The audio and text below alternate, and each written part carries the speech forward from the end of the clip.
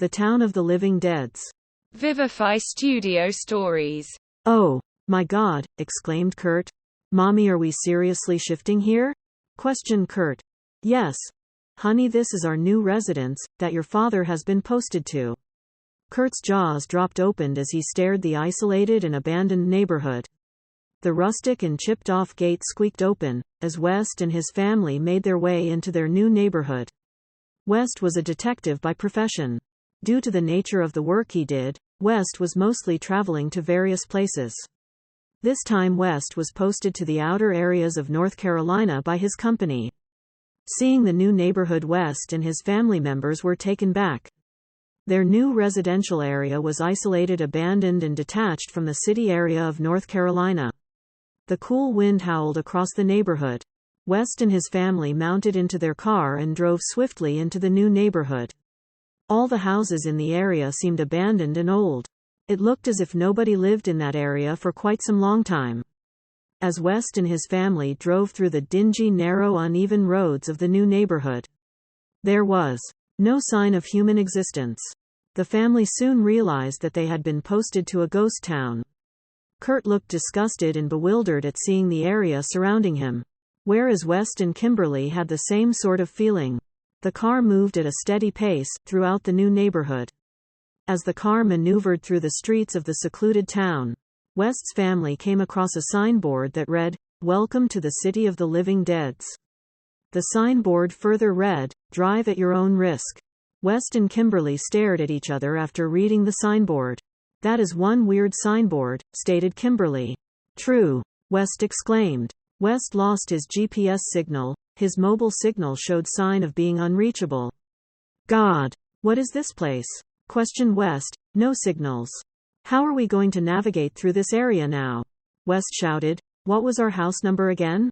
West questioned. "Well," Kurt rolling his eyes, "it's house number 111 block B, street number 13. B? Kimberly exclaimed. "Well, that surely is an unlucky home address," Kurt responded. "That address is already giving me shivers and creeps, Mom." Kimberly stared at Kurt and nodded. "It sure is." "Ah, I guess that's our new place," West exclaimed, pointing his index finger towards an abandoned house that stood composed, as if it had chosen solitude for itself and residence were a luxury it could forego. The car halted in front of the rotten wooden gate, with peeled off patches of paint. "Are we going to stay here? Like for real?" interrogated Kurt, sliding his lanky body of the back seat of the car. West and Kimberly unbuckled themselves, pushed open the car doors, and stepped out of the halted vehicle. They walked towards the abandoned house. As they pushed open the rusty wooden gate, they found themselves entangled in sticky cobwebs which were draped over the gate's wooden frame. It was hot and humid as the whole family stepped on the unpaved and muddy driveway. As the whole pack continued to walk, they couldn't help noticing the huge, strange-shaped house. The house was left to die alone, with no one to care. The paint was peeling off, the windows were broken, and the shingles were torn from the roof, probably by past storms. What astonished Kimberly the most was the unkempt yard. It looked like it hadn't been cut since the house was abandoned. The grass was almost Kimberly's height and there was nothing but weeds everywhere. The house also has a huge porch with large white columns making a fence to support the balcony. The columns were full of dirt, they looked less white and more brownish black. "Well, this is our new crib," exclaimed Kimberly, with a sign of uncertainty. West unloaded the vehicle and carried the luggage into the old damp house. Kimberly pushed open the bulky wooden door to make way for West to unload the luggage. The house was pretty big and spacious, but was unkempt for quite some long time. Old torn-off curtains hung from windows, left and right. Foreign liquid dripped from ceilings into the dusty marble floors. Ancient chandeliers hung from the wooden ceiling, almost breaking off. "Why does it smell like rotten paper in here? And why the hell on earth are we supposed to live here?" questioned Kurt. "Ask your dad," Kimberly smirked. "And there is no sign of any human life in this area," Kurt exclaimed. "Yes, this is actually weird," Kimberly exclaimed while examining the vacant rooms. Kimberly occupied the middle room under the staircase, while the room next to it was given to Kurt. Kimberly startled with the loud, piercing sound of an old rustic wooden pendulum clock that hung on a cemented wall. As it struck 6 o'clock in the evening. It was a twilight hour and the moon was full. The intense rays of moon shimmered, loomed over the lifeless town. The howling of the wild wolves echoed in the darkness of the approaching night. Okay, now we have wild wolves in our neighborhood, Kimberly exclaimed, with a raised eyebrow. Why West? Why has your company chosen this area for posting? Well, to be honest, I don't know either. But it is said that this area is about 300 years old and whoever has been transferred to this area has vanished mysteriously. Okay, so your company wants us to vanish too. Why don't they just fire you from the organization if they want you dead? Kimberly exclaimed. They want me to inspect the area and the strange happenings surrounding this area. Now that is creepy, Kurt mumbled. Let's hope we make it alive out of this town, Kimberly muttered. The clock struck 7 o'clock in the evening. West and the whole family felt tired of the extensive traveling. Kimberly felt dizzy and Kurt yawned and stretched lazily. Okay, now I'm off to bed, squealed Kimberly. After an hour, the whole house resonated with the snoring of Kurt and West. Kimberly's sound sleep was interrupted by a low growling sound. Kimberly was startled by the heavy breathing sound. She quickly dressed herself up in her sleeping robe and headed in the direction where the sound was coming from. It seemed as if it was coming from the kitchen window that connected to the backyard lawn of the house. The sound grew louder and louder as Kimberly walked close towards the window. Kimberly's heartbeat fastened a bit hearing the sound. As Kimberly peeped out of the window, her sight glared into the thick and dense fog that spread all over the backyard lawn. Finding nothing, Kimberly pulled down the window blinds and started moving towards her bedroom. As she stepped few feet away from the kitchen window, the deep guttural breathing sound started coming again. Kimberly once again peeped through the kitchen window and saw a human figure emerging from beneath the earth. Shivers ran Kimberly's spine seeing this haunting sight. Kimberly's sight was blurred by the heavy and thick layers of fog. Kimberly squinted her eyes and found a tall, lanky, almost starved figure coming out of the muddy earth. The creature seemed like a human figure without flesh. Kimberly's jaw dropped and her eyes got wide upon the peculiar sight. The creature forcefully dragged itself out of the filthy, murky and muddy earth's surface until its full figure was standing crooked at the backyard lawn. The creature started strolling swiftly in the backyard and sniffed its surrounding air. The creature sniffed and grumbled as it moved and wandered aimlessly in the lawn, slashing its way through the tall and unkempt wild weeds and grass. Kimberly couldn't find her guts to make a single noise as she stood frozen next to the kitchen window. After 15 minutes of continuous patrolling around the house, the creature jumped over the backyard fence and crawled hazily out of the premises and vanished into thick mist. Kimberly could only hear the fading growls of the creature. What was that thing? Kimberly questioned to herself. Kimberly double-checked all the house entrances to see if they were locked. Astonished of the strange happening, Kimberly recollected herself and she made sure that she didn't squeaked or yelped in fear, as she didn't want West and Kurt to wake up in the middle of the night. Kimberly double-checked all the doors and windows of the house. Kimberly checked on Kurt, who was fast asleep in his room. Kimberly swiftly drifted towards her bedroom while West laid fast asleep. Droplets of sweat came rolling down Kimberly's forehead. Kimberly climbed up the bed and forced herself to sleep. Kimberly laid wide awake on the bed. She spent the rest of the night tossing and turning. Kimberly woke to the loud sound of the wooden clock that struck 11 o'clock in the morning. West was already awake and was in the kitchen making breakfast for the family. Hey, honey, West called out. How would you like your eggs? Kimberly replied back. Make them hard-boiled with runny yolk. Okay, honey, West answered. Kimberly, yawning and stretching, strolling swiftly towards the kitchen where West was tossing and flipping the toasts. Kimberly thought of examining the backyard. She walked out of the kitchen door and unlocked the door with her sweaty palm. She pushed the door open and walked towards the backyard. The smog had cleared out due to the sun and her vision was much clearer now. She walked towards the area from where she remembered the creature emerging out. The earth was muddy and murky. She pushed her way through the tall and wild weeds that were growing uncontrollably. Halfway through the yard, Kimberly halted. She found a deep hole in the ground. She bent to examine the hole carefully.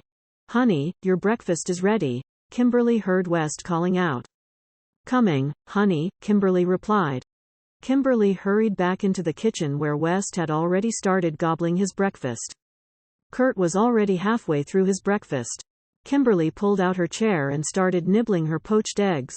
"Me and Kurt have decided that today we will go on exploring the town of the living deads. Outside the town, in the neighboring areas, there are some villages. Maybe the people of the village can guide us." "Sure," Kimberly exclaimed.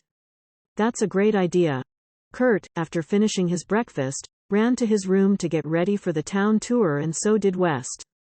Kimberly stayed back and finished doing the dishes. After finishing the dishes, Kimberly went into the room to get ready for the tour.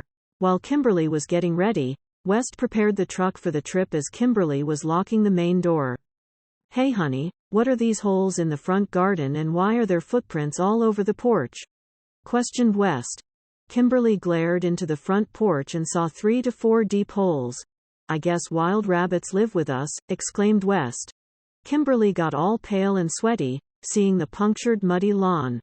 The porch was filled with footprints that were more sort of claw-shaped rather than human footprints. Kimberly had the intuition that not one, but more than one creatures were residing with them on the same premises. But Kimberly stayed quiet and didn't utter a word as she didn't wanted to scare Kurt.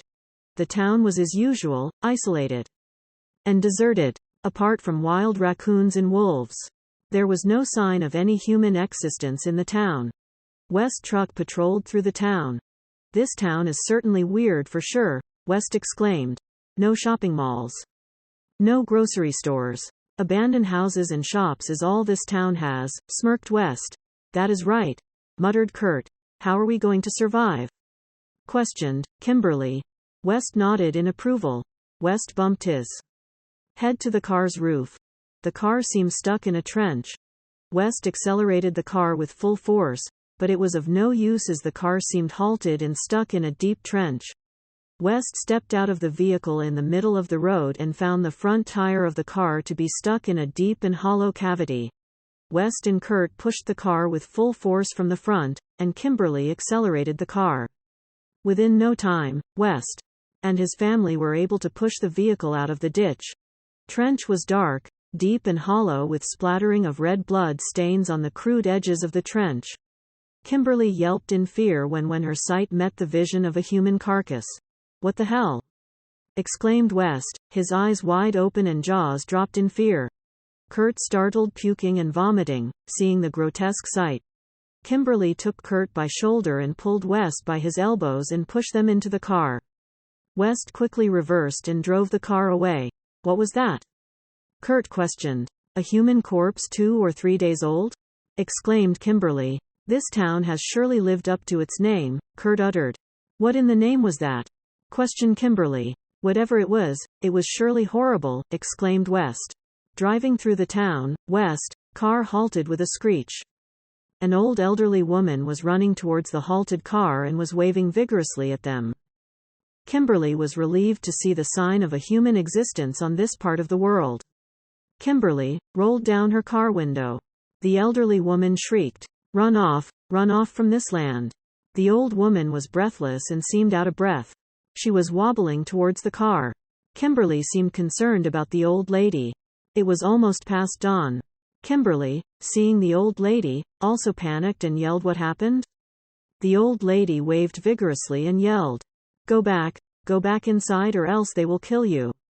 Kimberly looked confused. She stared at West in bewilderment. "They are coming to get you. It's past dawn. They will be everywhere. They will be no place to hide," yelled the old lady. "What is she talking about?" questioned Kimberly. "Who are coming to get us?" "I have no idea," replied West. The old lady started banging on the car window. "Hey, what the hell?" exclaimed West. Kimberly lowered the car window. The old lady started mumbling, "It is past dawn. It's their time to hunt. You guys should better stay indoors. In the dark." "Who are hunting?" questioned Kimberly. The old lady glared at Kimberly. "The living deads, they are bloodthirsty at this time." Kurt opened the car door. Kimberly requested, Hop on in, Kimberly exclaimed. The old lady climbed into the backseat and West drove the car back to their home. The car drove into the driveway through the rusted gateway. All four of them jumped out of the truck and hurried back into the home. The old lady, due to extensive running, felt tired and seated herself in the armchair next to the fireplace. Kurt bought the old lady a glass of water. Kimberly and West seated themselves next to the old lady. Now tell us who are going to kill us? Questioned Kimberly. The old lady's eyes widened. You don't know? She questioned back. We are new here. Kimberly's exclaimed. Oh, I see, that's why. The old lady replied. Actually, my husband got posted here to inquire about this place. I see, the old lady murmured. Well, I have been living in this place for 70 years now. This place is the most foulest place on earth. Whoever comes here can't get out of this place. This place is 300 years old. Whoever came alive here didn't return back and has vanished, never to be seen again. Yes, we have heard about these myths, exclaimed West. Myths? Questioned the old lady. These aren't myths, these are reality. Well, we are alive, replied West. And we will return back home safe and sound after completing my inspection of this place. I sure hope you do, explained the old lady. This place is 300 years old. It is said that 243 years back a volcano erupted and all the civilians of the place were burned and killed. Almost 6,500 people lost their lives. Since then, no one has dared to move into this place. This place has been isolated and barren since then. The people who lived here died such a painful and tragic death that whoever tries to move into this place, the souls of the people who once lived here, come out at past dawn and patrol the streets of this town. And if they find anyone alive, they drag them to the underworld to make them feel about the suffering of the people who live here before them. How come you are alive till now? Questioned Kurt. Well, you see, I am a descendant to a family who died in the eruption. I have a special link with the people who died, so they don't harm me as they have empathy with me. But to the newcomers they have no empathy or emotional bond. It is said that late at night some people have also heard the painful cries and shrieks of the people who died. Their souls are still crying out for help. Kimberly shivered hearing the story. Since the volcano erupted late dawn, it was when the eruption killed the people of the town. Since then, the souls of the victim come and patrol at late hours every day. No one has made it alive out of this town. And when I say no one, I mean no one, whispered the old lady. So it's better to stay indoors and do lock all the doors. We don't want unexpected guests in the middle of the night, or do we? The pendulum clock struck 10 p.m. The loud sound of the clock startled Kimberly. As soon as the clock struck 10 p.m., the whole house blackened out due to power outage. The room was illuminated by the dim candlelights. Kimberly double-checked all the entrances to the house if they were properly locked. I am tired now, Kurt exclaimed. I'm off to bed now. West was yawning and stretching too. Kimberly's eyelids were getting heavy due to extensive traveling. The old lady made her way to the guest room, whereas Kurt, West and Kimberly made their way to their rooms. Within no time the whole house echoed with the snoring of West. The clock struck 12:30 a.m. in the morning. Kimberly's sound sleep was broken by deep snoring and breathing sound. West, West, Kimberly whispered. What? West replied. That sound, where is it coming from? Kimberly questioned. The deep breathing voice got heavier and heavier. West grabbed the nearby basketball bat. Might be some burglars, West exclaimed. As Kimberly and West peeped outside into the backyard, they saw human-shaped figures protruding out of the damp, muddy earth. Kimberly cupped her mouth to stop herself from yelling. The creatures were everywhere in the backyard. Kimberly tiptoed towards the front door and peeped out of the keyhole. The creatures were patrolling the front yard too. The air was filled with the shrieking and yelling of people crying for help. Help us. It's burning. Kimberly cupped her ears to stop herself from hearing these horrible yellings. The sound seemed as if the people were in extreme pain. Kurt came running out of his room, hearing the sound. Kimberly signed Kurt to stay calm and quiet. Kimberly cupped Kurt in her arms. Mommy, what are these, the voices? Kurt questioned. These are the anguish calls. Of the people burning, replied the old lady. I told you they are everywhere and late hours is their hunting time? When the underworld is open for more souls. I wouldn't suggest that, whispered the whole lady, as Kurt tried to run towards his room. Any sort of noise or movement can attract the living deads towards you. Then what's the plan? Questioned Kimberly. We will be stuck here forever. Well, the living dead will vanish as soon as the sun comes out.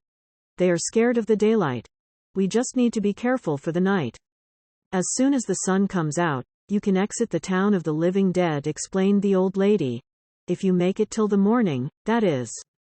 Kurt thrusted his fingers in his ears as the cries of the living dead grew louder and louder. Kimberly cupped Kurt tightly in her arms.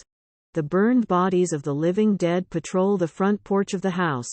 The living deads bang the windows and doors of the house. Let us in. Save us before our bodies burn into ashes, they yelled. The voices of the living deads were so loud that the glass of the windows broke. Kimberly squealed in fear. Now what? Kimberly questioned. The living deads, on hearing the shattering sound of the broken window, started moving towards the main entrance of the house. Kimberly, West, Kurt and the old lady tiptoed and hid behind the living lounge sofa. The living dead vigorously shook the main doorknob and broke into the house. They creature sniffed the air as if looking and searching for something. 4 of them didn't even dare to move a limb. The pendulum clock struck 2 a.m. in the morning. West family had 3 hours to survive till the sunrise. As soon as West found the passage to the bedroom clear, West signed rest of the members to run into the master bedroom and locked themselves up till sunrise. On the count of 3, all of them ran towards the bedroom and locked the door. When the living dead saw them running, they started crawling towards them. They banged the bedroom door, but West placed the study table in front of the door. We will be safe till sunrise in this room, exclaimed West. I wouldn't believe West if I were you, Kimberly, muttered the old lady. What? 3 of them exclaimed as they turned around. The old lady shape shifted into the living dead. What the hell? Shouted West. I told you no one makes it alive out of this town. It's a no-return zone, the old lady howled. Saying this, the old lady pounced onto the 3 and ripped their heads apart. And drag all of them to the underworld. The clock struck 6 a.m. It was sunrise. The old lady shaped-shifted herself into her old self and walked out of the house as if nothing had happened the previous night.